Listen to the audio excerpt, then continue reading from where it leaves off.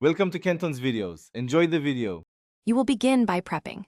Grab needle nose pliers, a screwdriver, a utility knife, and eye protection. You want the smallest exposed edge of the anchor accessible. Once done, cut any paint or caulk around the head so you can grip. Make sure to back the screw a couple turns if it's tightened. This reduces wall tension. You're not removing the screw yet, just easing pressure so the anchor won't spin. These first steps let you control the anchor without tearing the drywall. Now you'll decide, pull or collapse. If the anchor has a lip you can grasp, clamp with pliers and pull straight out. Steady, firm pressure prevents widening the hole.